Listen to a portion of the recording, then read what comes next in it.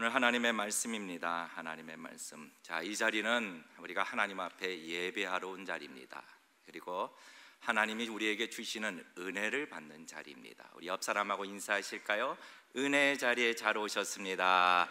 은혜 자리에 잘 오셨습니다. 은혜 자리입니다. 은혜라는 게 무언가요? 은혜라는 것은 받을 수 없는 사람, 그러니까 받을 자격이 없는 자에게 주시는 큰 선물, 이것이 은혜가 아닌가요? 오늘 이 자리에 무엇보다도 하나님이 주시는 선물 가운데 가장 큰 선물, 하나님의 말씀이 주어지시기를 주님의 이름으로 축원합니다. 하나님의 말씀은 참 위로가 되시며, 하나님의 말씀은 참 생명이 되시며, 하나님의 말씀은 참 능력이 되시며, 하나님의 말씀은 참 기쁨이 되신다. 여러분, 그 말씀이 오늘 저와 여러분 마음판에 새겨져서 한 주간, 아니 평생 동안 하나님 앞에 큰 기쁨을 안고 살아가시기를 주님의 이름으로 축원합니다. 자, 오늘 로마서 8장 14절부터 18절까지 말씀, 이 말씀 구절을 가지고 오늘 세 번째 설교를 하게 됩니다. 그전에는 우리가 하나님의 영으로 인도함을 받는다, 그러니까 성령의 인도함을 받는 것이 무슨 뜻인가, 그리고 하나님의 성령이 우리 안에서 증거하고 계신다, 그리고 더불어 오늘 이것이 연이어서 우리 성도 하나님의 자녀가 받게 되는 영광과 고난에 대한 말씀이 나와 있습니다. 늘 말씀을 드리지만 이 로마서 8장에 대한 이 목회자들과 신학자들의 그 극찬은 이루 말할 수가 없습니다. 그 중에 이제 스펄전 목사님께서 이 로마서 8장에 대한 말씀을 이렇게 표현합니다. 로마서 8장은 에덴 동산과 같다. 무엇과 같다라고요? 에덴 동산과 같다. 그게 무슨 말인가요? 에덴 동산에는 부족함이 없다라는 거예요. 늘 기쁨으로 가득 차 있고 영원히 만족할 만한 장소라는 거죠. 그 진리들이 여기 로마서 8장 안에 있다라는 겁니다. 이 만족이 어느 정도까지 만족인가? 이 스펄전 목사님이 그런 얘기를 하시더군요. 이 목회자가, 설교자가 설교를 할 때 성경 다른 데는 설교를 할 수가 없는 상황이에요. 오직 이 로마서 8장만 설교를 할 수 있다. 그렇다 하더라도 우리 영혼에, 우리 심령에 충분히 만족함을 줄 수 있는 그런 진리들이 여기 다 있다라는 겁니다. 오늘 더불어 우리가 이 말씀을 대할 때 이 영혼의 큰 만족함이, 하나님이 주시는 만족함이 있으시기를 주님의 이름으로 축원합니다. 자, 이 로마서 8장은 늘 말씀을 드리지만 지금 성령님에 대한 가르침입니다. 성령님, 하나님께서는 예수님의 약속에 의하여 성령님을 믿는 모든 신자에게 다 주셨습니다. 주셨을 뿐만 아니라 이 성령님은 절대로 신자 안에서 떠나지 않으십니다. 그런데 그냥 거기서 그치는 것이 아니라 성령님은 그냥 신자 안에 내주하고 계실 뿐만 아니라 일을 하신다라는 거예요. 뭘 하신다라고요?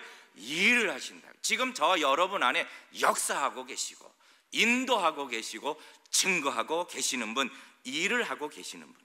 우리를 인도하시되 어디로 인도하시는가?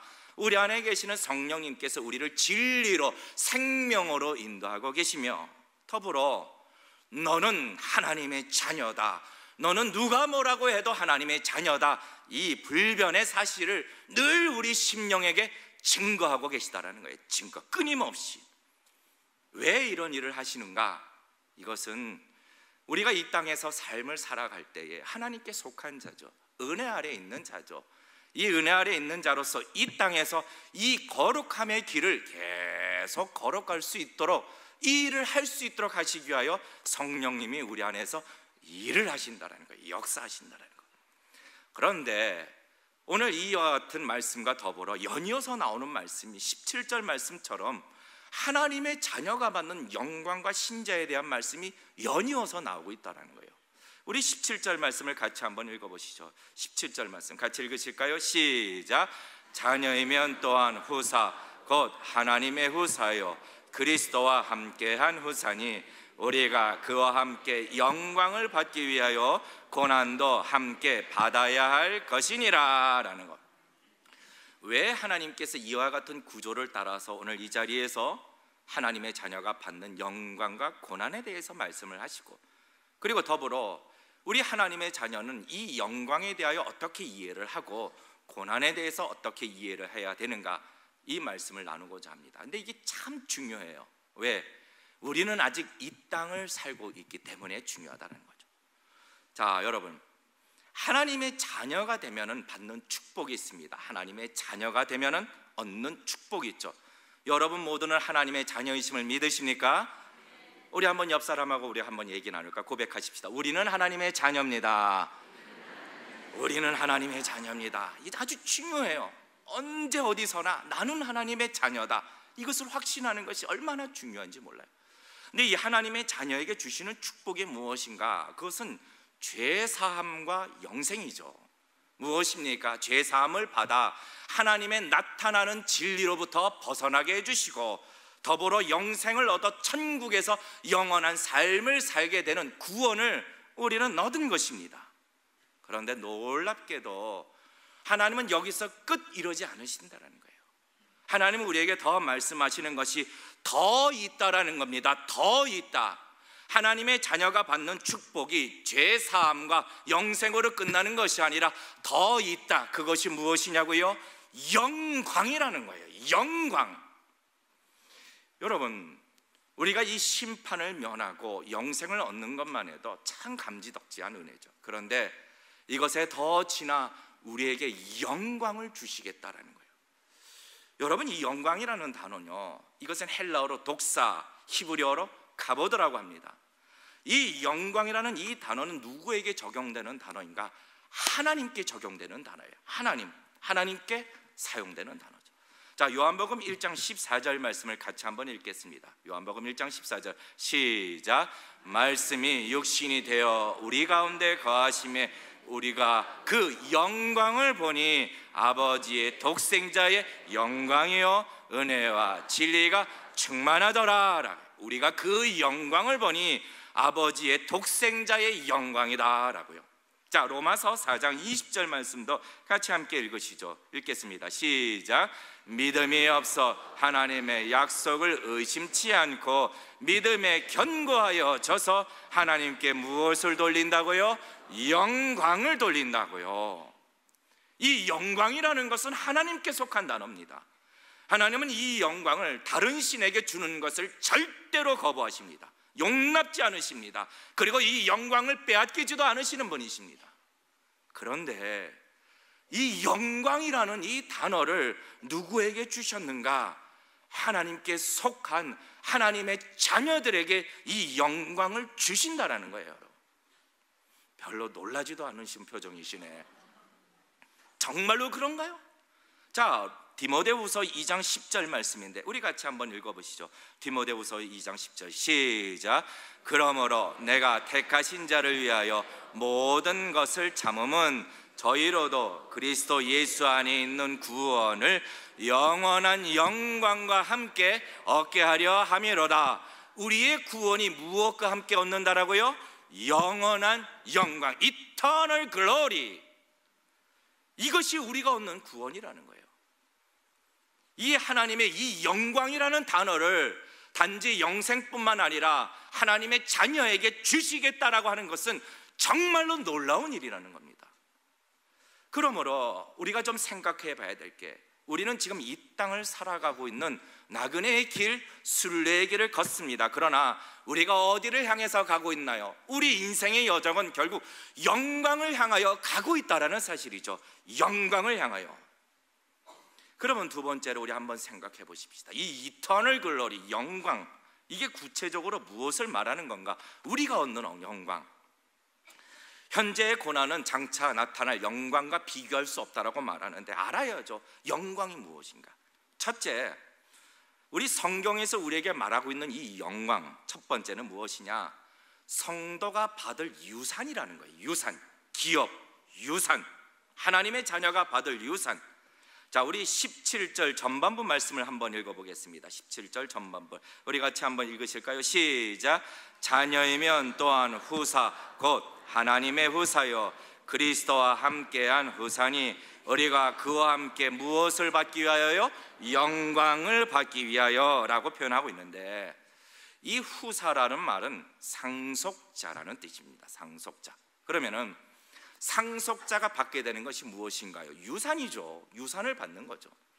여러분, 이 땅에서는 이 누가 상속자인가 이것에 대해서 관심이 아주 많습니다. 그래서 어느 기사에서 보니까 이 유산 앞에서는 가족도 없다, 이런 기사가 있습니다. 가족도 없다.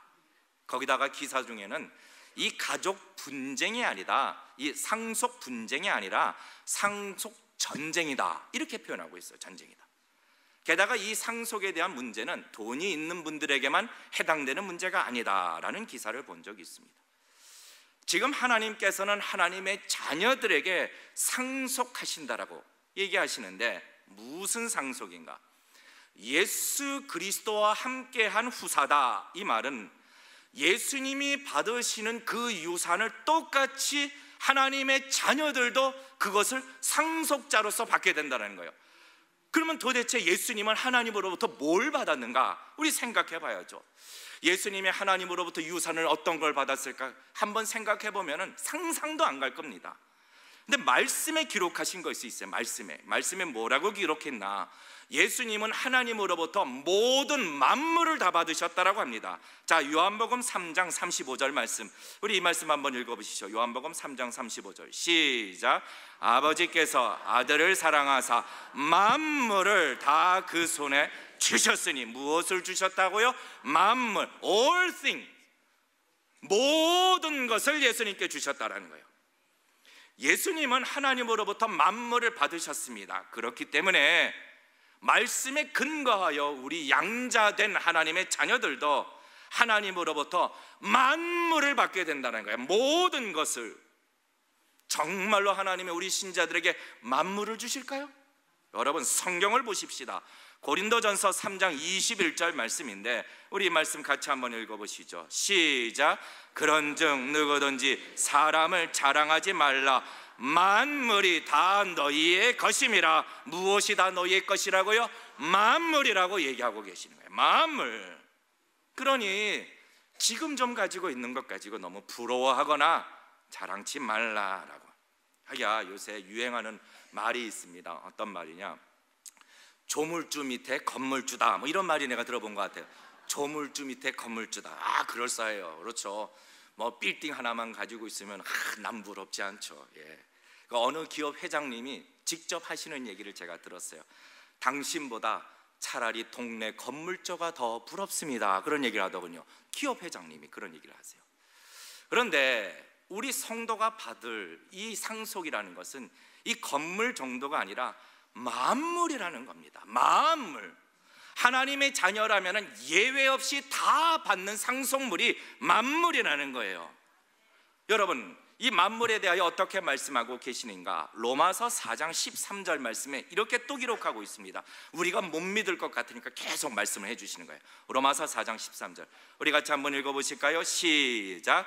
아브라함이나 그 후손에게 세상의 후사가 되리라고 하신 언약은 율법으로 말미암은 것이 아니요 오직 믿음의 의로 말미암은 것이니라.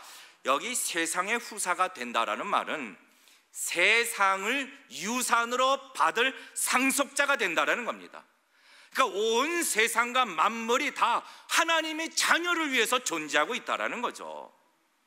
여러분, 게다가 이 세상에 있는 유산은요, 영원한 것이 없어요. 다 썩어지고 소멸되고, 아무리 빌딩 수십 개 갖고 있어도 병들고 죽으면 다 끝나는 거죠. 그런데 성도가 받을 이 유산이라는 것은요, 썩지도 아니하고 무너지지도 아니하고 영원한 것이라고 하나님이 말씀하고 계시지 않나요?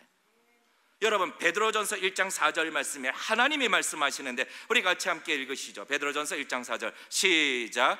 썩지 않고 더럽지 않고 쇠하지 아니하는 기업을 있게 하시나니 곧 너희를 위하여 하늘에 간직하신 것이라. 아멘.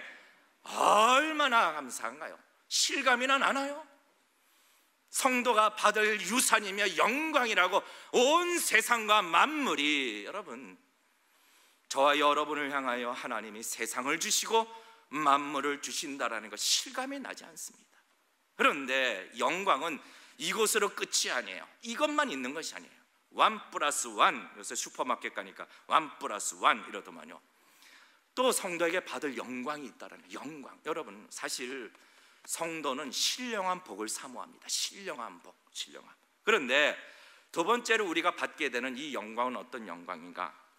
완전히 우리가 흠이 하나도 없이 완전히 거룩한 자로서 변화되는 영화로운 자가 되는 이 신령한 영광을 주시겠다라는 거예요. 여러분, 우리가 왜 이 땅에서 연단을 받나요? 왜 우리가 연단을 받을까요? 이것은 하나님께서 우리로 하여금 흠없는 자로 만드시기 위해서요. 흠없는 자로. 그래서 많은 연단을 받습니다. 그렇다고 해서 우리 스스로가 완전한 자가 될까요? 완전히 거룩한 자가 될까요? 아니라는 거죠. 이것을 하나님이 우리에게 영광으로 주시겠다라는 건데, 에베소서 1장 4절 말씀입니다. 우리 같이 한번 읽어보시죠. 에베소서 1장 4절 시작. 곧 창세전에 그리스도 안에서 우리를 택하사 우리로 사랑 안에서 그 앞에 거룩하고 흠이 없게 하시려고 라고요. 우리를 처음부터 택하신 그 목적은 우리로 하여금 흠 없이 거룩한 자로 만들어 주시기 위하여. 여러분, 내가 조금 더 흠이 없다, 이것이 과연 상상이나 될까요? 우리 성도가 우리가 이 땅에서 받는 고통, 슬픔, 갈등, 아픔, 상처, 고독함, 시기, 질투, 이 심적인 괴로움, 스트레스, 이런 것도 여러분, 스트레스가 아닌가? 하도 그냥 스트레스를 스트레스라고 이제 이런 괴로움이 다 어디서 올까요, 여러분? 이 마음의 고통이 다 어디서 올까요? 아직도 우리 안에 있는 이 죄에 대한 연약함 속에서 나오는 겁니다. 아직도. 그래서 우리의 마음이 아파하고 괴로워하고 두려워하고 슬퍼하고 요동치고 있고 잠 못 자고 사단의 시험이 있을 때마다 근심하고 어려워하고. 여러분, 아직도 우리 안에 죄에 대한 연약함이 있기 때문이라는 거죠. 우리가 성도님들 대표기도 하실 때에 한 주간 말씀, 하나님의 말씀대로 살지 못한 것, 순종지 못한 것, 이 죄를 용서하여 주시옵소서, 이 기도하는 제목들, 이것이 다 해결된다는 거예요. 오늘 장로님께서 대표기도 하시는데 참 불철주야로 수고하시는 제가 좀 더 잠을 줄여야 될 것 같습니다. 여러분, 우리가 정말로 완전하게 거룩하게 되면 여러분, 우리의 심령은요, 조금도 불편함이 없이, 조금도 아픔이 없이, 조금의 슬픔도 없고, 내 자신에 대한 교만함이나 내 자신에 대한 그런 시기나 탐욕이나 여러분 이런 것 없이 그냥 완전한 기쁨과 완전한 평강을 누리게 된다는 거예요. 여러분, 이것을 상상이나 해볼 수 있을까요? 여러분, 성경에서는 이 기쁨과 평강을 조금 맛보신 분이 계세요. 조금.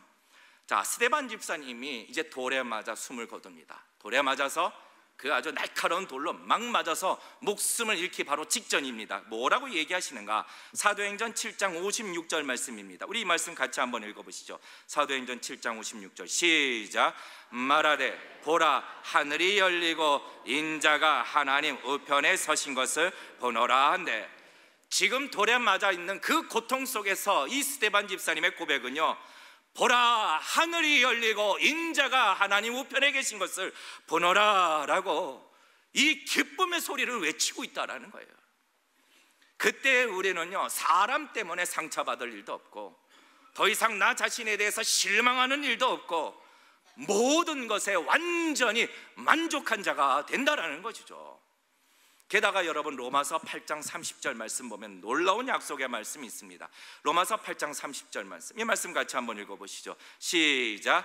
또 미리 정하신 그들을 또한 부르시고, 부르신 그들을 또한 의롭다 하시고, 의롭다 하신 그들을 또한 뭐라고 여기셨다고요?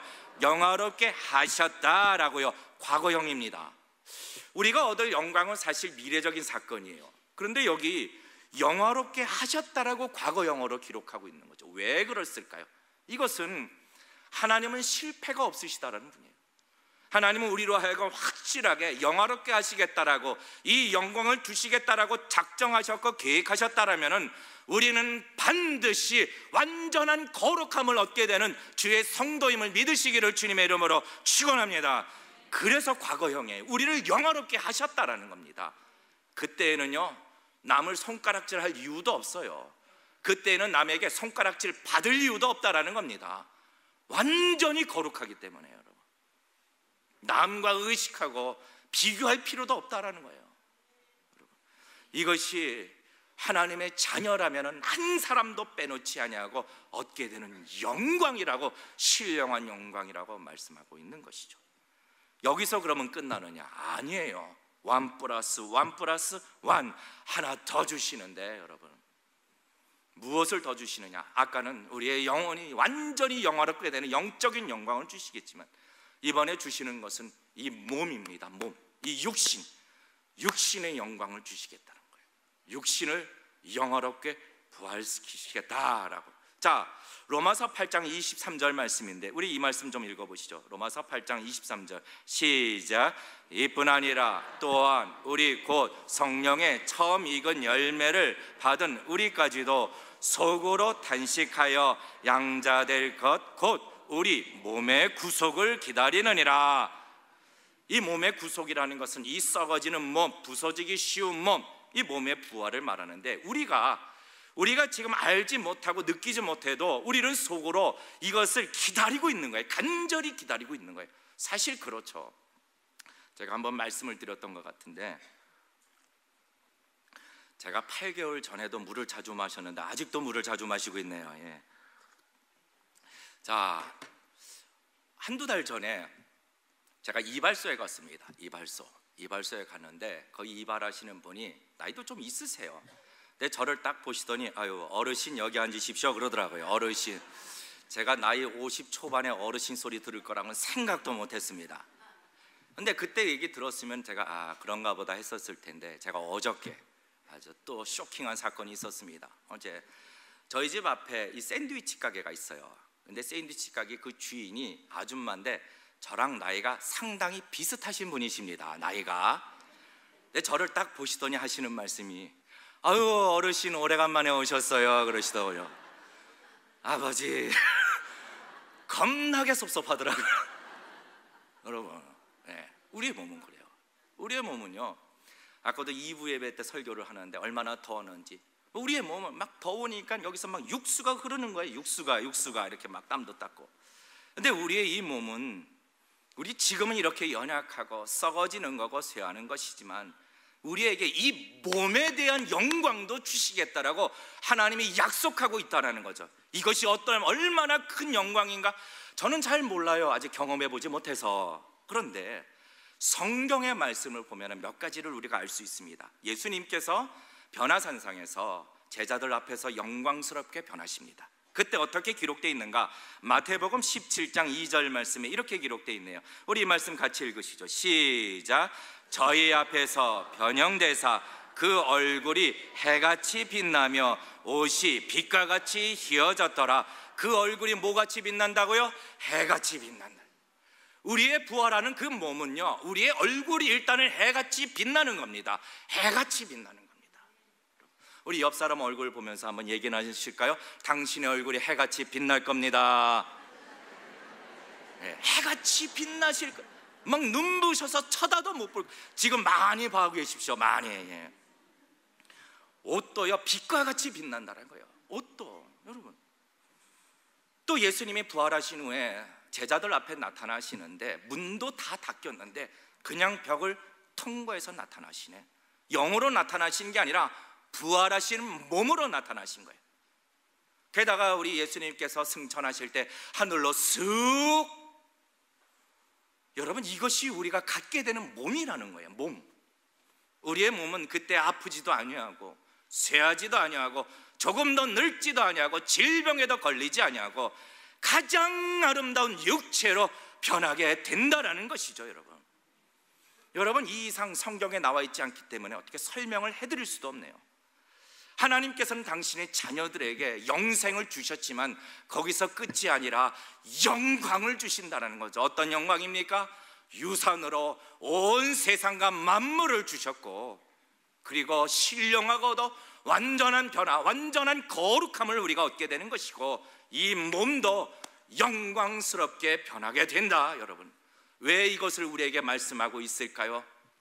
너희는 이 땅을 지금 살고 있지만 이 땅에 썩어질 것을 바라보는 것이 아니라 썩지 아니할 하나님의 영광을 바라보며 살아가라.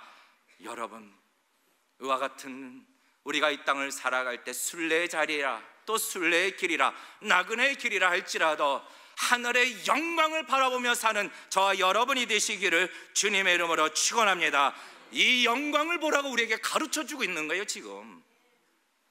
그런데 한 가지 더, 하나님의 말씀이 여기서 다 끝나면 얼마나 좋을까요? 그런데 반드시 거쳐야 하는 것이 있다라고 얘기하고 계시는 거예요. 무엇입니까? 고난이라는 거예요. 고난. 자, 우리 17절 말씀을 다시 한번 읽어보시죠. 17절 우리 같이 함께 읽겠습니다. 시작. 자녀이면 또한 후사 곧 하나님의 후사요 그리스도와 함께한 후사니 우리가 그와 함께 영광을 받기 위하여 고난도 함께 받아야 될 것이니라 라고요. 이거는 정해진 겁니다. 피하고 싶어도 정해진 겁니다. 예수님에게 있어서도 고난과 영광은 분리될 수 없었습니다. 우리에게 보여주신 것이 무엇인가요? 십자가 뒤에 멸관이었고 고난 뒤에 영광을 우리에게 보여주신 것이죠. 로마서 6장에 보면은 하나님의 자녀는 예수 그리스도와 연합된 자라고 얘기하고 있습니다. 연합되었기 때문에 우리의 죄가 예수님께 전가되신 것인 것, 또 예수님의 그 완전한 의가 우리에게 전가된 것이죠. 그렇기 때문에 우리 하나님의 자녀도 예수님이 고난과 영광이 분리될 수 없는 것처럼 우리 하나님의 자녀에게도 동일하다는 겁니다. 그래서 성경은 늘 고난과 영광을 함께 얘기하고 있어요. 자, 고린도후서 4장 17절 말씀입니다. 우리 이 말씀 같이 한번 읽어보시죠. 시작. 우리의 잠시 받는 환난에 경한 것이 지극히 크고 영원한 영광에 중한 것을 우리에게 이루게 하매니라고요. 자, 에베소서 3장 13절 말씀도 같이 함께 읽겠습니다. 시작. 그러므로 너희에게 구하노니 너희를 위한 나의 여러 환난에 대하여 낙심치 말라. 이는 너희의 무엇이라고요? 영광이라고요. 사실 많은 신자들은 기대를 하죠. 내가 하나님의 자녀가 되면은 어떤 고난도 없을 것이다, 이런 막연한 기대를 합니다. 그러나 하나님은 그것이 아니라고 이야기를 하고 있는 거죠. 오늘 영광을 기록하시면서 신자에게 있는 고난을 말씀하시는 것은 이것이 사실이기 때문이에요. 사실. 그러면은 어떤 고난을 말하는가? 이 로마서 8장 18절부터 25절까지 말씀인데, 제가 간단하게 말씀을 드린다면은 죄가 이 세상에 들어와서 이 세대가 악하기 때문에 이 세대를 살면서 겪게 되는 하나님의 자녀로서 겪는 모든 괴로움을 말하는 것인데, 이것은 박해가 될 수 있고 재난이 될 수 있고 질병이 될 수 있고, 하여간 우리의 믿음을 흔들고 하나님으로부터 멀어지게 만드는 모든 어려움들을 고난이라고 말하고 있습니다. 그러면은 자, 이 정하신 고난에 우리가 그러면 어떻게, 어떤 태도로, 이미 정하신 건데 하나님은 우리에게 말씀을 하시는 것이 있어요. 무엇을 말씀하시냐? 첫째, 놀라지 말라. 뭐 하지 말라라고요? 놀라지 말라. 놀라지 말라라는 거예요. 고난이 오면 놀라지 말라. 나는 네 하나님이 됨이니라. 여러분, 베드로전서 4장 12절 13절 전반부에 이렇게 기록되어 있는데, 이 말씀을 같이 한번 읽어보시죠. 베드로전서 4장 12, 13절 시작. 사랑하는 자들아, 너희를 시련하려고 오는 불시험을 이상한 일 당하는 것 같이 이상히 여기지 말고 오직 너희가 그리스도의 고난에 참여하는 것으로 즐거워하라 라고요. 고난이 오면 이상하게 여기지 말라라는 거예요. 당연한 것이다. 그래서 놀라지 말고 당황하지 말고 이 고난을 통하여 나는 하나님의 영광을 보리라 라는 마음을 지키는 자가 되시기를 주님의 이름으로 축원합니다. 두 번째로, 요동치 말라는 거예요. 뭐 하지 말라라고요? 요동치 말라. 낙심하거나 두려워하거나. 두려워 말라. 나는 내 하나님이 됨이니라. 여러분, 과거 기독교 역사를 보게 되면 세상 사람들이 이 그리스도인들을 보면서 놀라는 것이 있어요. 정말 기이하다, 기이하다. 그것이 무엇이냐? 어떻게 고난 속에서 저렇게 평강을 누릴 수 있는가요? 저들이 믿는 그리스도가 도대체 누구이시고 저들은 누구이길래 저 고난 속에서도 평강을 누리는가? 여러분, 요동치 않는 신자의 믿음의 행동은요, 이 세상을 요동치게 만드는 거죠. 여러분, 고난을 만나되 놀라지도 마시고 요동치도 마시기를 주님의 이름으로 축원합니다. 세 번째로, 고난을 만나되 무엇을 기억해야 되느냐? 하나님의 손에 있다. 누구의 손에 있다라고요? 하나님의 손에 있다. 본문은, 오늘 말씀은 영광을 받는다, 그리고 고난을 받는다, 수동태로 쓰여져 있는 겁니다. 왜 그럴까요? 이 모든 일이 다 하나님의 손 안에 있다라는 겁니다. 하나님의 손 안에. 하나님이 아무런 이유 없이 고난을 주실까요? 아니에요. 왜 주실까요? 더 의지하라고요. 솔직히 말해봅시다. 우리가 성도가 되어도 우리 안에 있는 이 죄성은요, 여전히 하나님을 더 즐거워하기보다는 세상을 더 즐거워하려고 합니다. 우리 안에 있는 이 죄의 연약함은요, 하나님을 더 깊이 사랑하기보다는 세상의 쾌락을 더 깊이 사랑하려고 합니다. 그러나 하나님은 이렇게 우리를 버려두시는 것이 아니라 고난을 통하여 우리를 만들어가고 계시는 거죠. 만들어가고 계시다. 어떤 사람으로? 영광을 취할 자로 우리를 만들어 가신다. 자, 욥기서 23장 10절 말씀입니다. 우리 말씀 같이 읽으시죠. 시작. 나의 가는 길을 오직 그가 아시나니 그가 나를 단련하신 후에는 내가 정금과 같이 나으리라. 하나님은 우리를 만들어가고 계시는 거예요. 마지막 네 번째로, 그러면 하나님은 우리를 만들어 가시되 그냥 내버려 두실까요? 한번 견뎌봐라. 아니에요. 기도하라고 말씀하시는 거예요. 기도. 고난의 때에 기도하라. 우리가 그냥 연단 받으라고 내버려 두시는 것이 아니라, 네가 기도를 통하여 나를 더 의지하는 자가 될 때 내가 건지시겠다고, 일을 하시겠다라고 하나님은 우리에게 말씀하고 있는 것이죠, 여러분. 자, 시편 50편 15절 말씀, 이 말씀을 저와 여러분에게 주셨다라는 것. 시편 50편 15절 말씀, 마지막 말씀입니다. 같이 읽으실까요? 시작. 환난 날에 나를 부르라. 내가 너를 건지리니 내가 나를 영화롭게 하리로라. 아멘. 여러분, 이것이 하나님의 일하심이라는 겁니다. 말씀을 맺습니다. 하나님께서 우리에게 성령님을 주신 이유가 있어요. 성령.